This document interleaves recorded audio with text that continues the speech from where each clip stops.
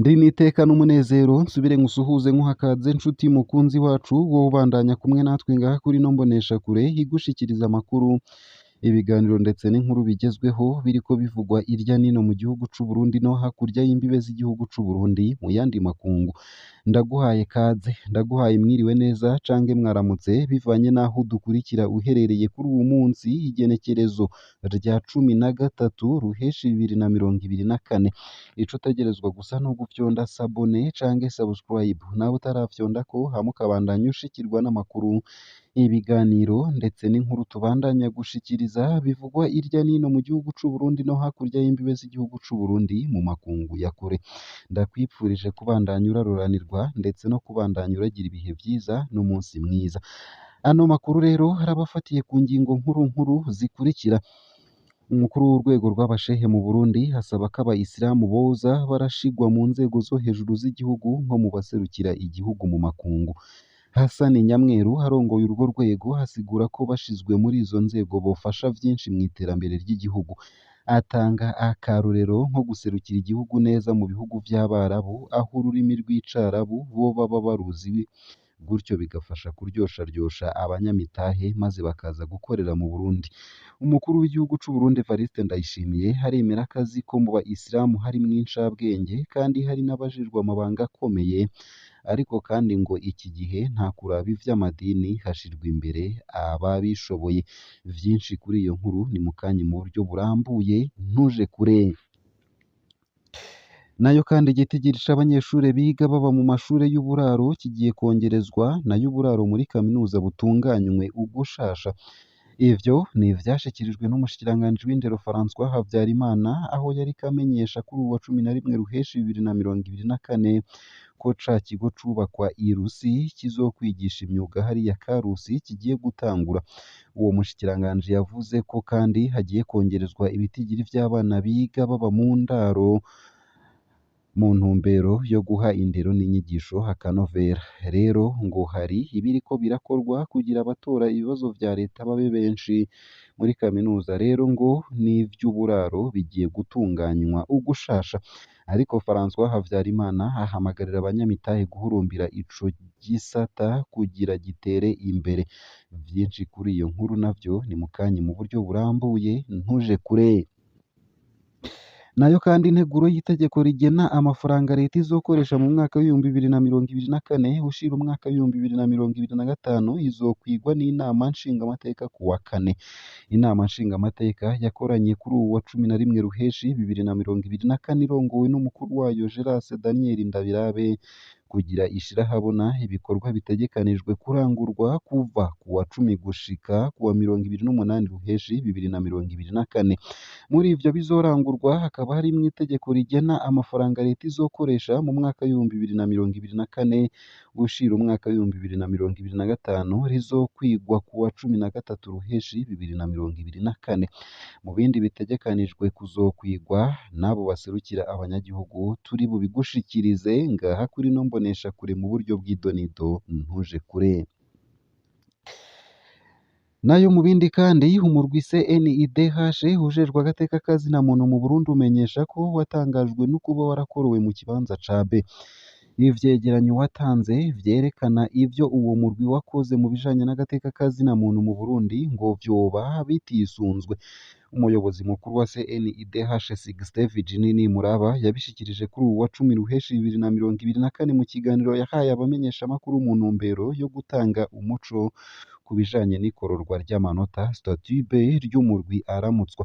Nimuraba yamenyesheje ko gushira umurwi CNIDH mu kibanza ca B bitisunze icegeranyo uwo murwi watanze, kandi avuga ko carimwo ivyakozwe ndetse n'amanimero ya telefone ajanye n'abafashijwe na CNIDH bari gushobora kubabaza. Ikindi ngo nuko vyagaragaye ko iyo ngingo yafashwe batagize amatohoza nko kubaza abaserukira ibihugu vyabo mu Burundi canga amashirahamwe mpuzamakungu hakorera mu Burundi. Vyinshi navyo kuri iyo nkuru ni mukanye mu buryo burambuye ntuje kure.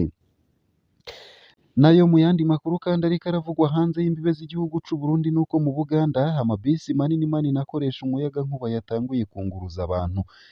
Ni ibiduga bikorwa n'uruganda rwa Kira Motors Corporation ruteranya imiduga muri ico gihugu ca Uganda, aho izo bisi zerekanwe zikoranye ubuhinga nka kamera za CCTV, e-ticketing, cashless payment system, wifi ndetse n'ibindi vyo mu buhinga bwa none bituma ingenzi yisanzura.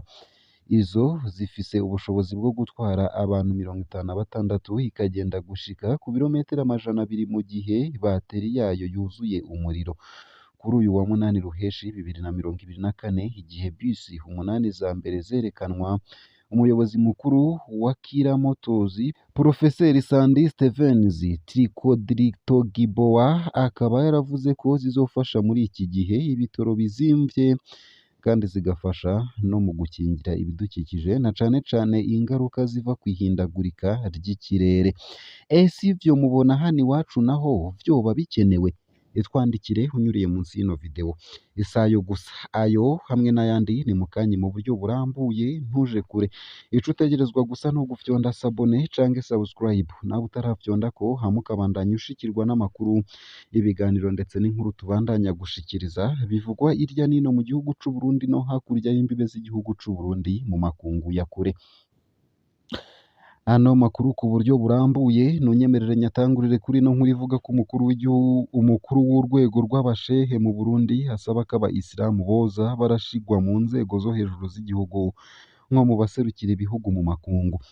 Hassan Nyamweru harongoye urwo rwego hasigura ko bashizwe muri izo nzego bofasha vyinshi mu iterambere ry'igihugu.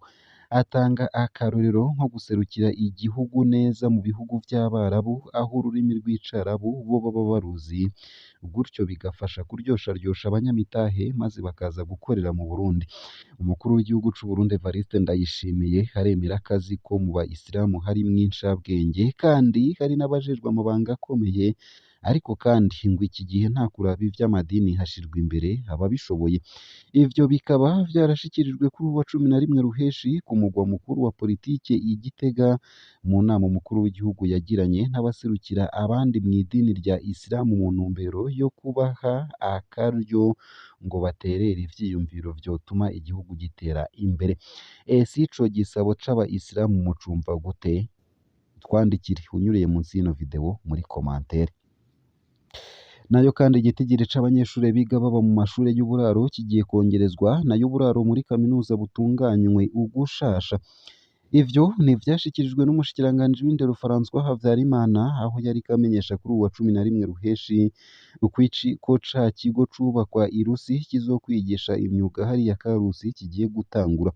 Uwo mushikiranganji yavuze ko hagiye kongerezwa ibitigiri vy'abana biga mu ndaro babayo ari mu ntumbero yo guha indero n'inyigisho akanovera. Rero ngo hari ibiriko birakorwa kugira abatora ibibazo vya leta babe benshi. Muri kaminuza rero ngo n'ivy'inyubako z'uburaro bigiye gutunganywa ugushasha, ariko François Havyarimana ahamagarira abanyamitahe guhurumbira ico gisata kugira gitere imbere. Ariko kandi François Havyarimana ahamagarira abagwizatunga gushira imitahe muri uyo mugambi na rirya bimaze kuboneka ko hari abamaze gutahura umugambi w'indero y'akanovera, abo bakaba ari imvukira zimaze kubaka amashuri afise uburaro. Ese ni akahe kunguko wabonye ko kwiga muri interna? Twandikire unyuriye munsi y'ino video muri commentaire. Nayo mu yandi makuru kandi nuko integuro y'itegeko rigena amafaranga leta izokoresha mu mwaka w'ibihumbi 2024 ushira umwaka w'ibihumbi 2025 izokwigwa n'inama nshingamateka ku wa kane. Inama nshingamateka yakoranye kuri uwa 11 Ruheshi 2024 irongowe n'umukuru wayo Gerase Daniel Ndabirabe kugira ishirahabona ibikorwa bitegekanijwe kurangurwa kuva ku wa 10 gushika ku wa 28 Ruheshi 2024. Muri ivyo bizorangurwa harimwo itegeko rigena amafaranga leta izokoresha mu mwaka w'ibihumbi 2024 ushira umwaka w'ibihumbi 2025, rizokwigwa ku wa 13 Ruheshi 2024. Mu bindi bitegekanijwe kuzokwigwa n'abo baserukira abanyagihugu twovuga nk'ibibazo bihanze inyigisho za kaminuza, aho umushikiranganji azoba yatumiwe kugira abitangire inyishu ku wa 21 Ruheshi 2024. Ibiraba ndetse ishirahamwe rya leta ryo kuhuvuzanya ni ukuvuga MFP Mutuelle de la Fonction Publique, aho umushikiranganji wo gushikirana azoba yatumiwe kugira vyishure ku wa 25 Ruheshi. Muri ayo mafaranga azotorwa leta ngo ikoreshe, ni ikihe gisata mubona leta ikwiye gushiramwo menshi? Twandikire unyuriye munsi y'ino video muri commentaire. Ngaha akaba ari naho nsoreje ano makuru nari naguteguriye, ariko avugwa irya nino mu gihugu c'u Burundi ndetse no hakurya y'imbibe z'igihugu c'u Burundi mu makungu ya kure.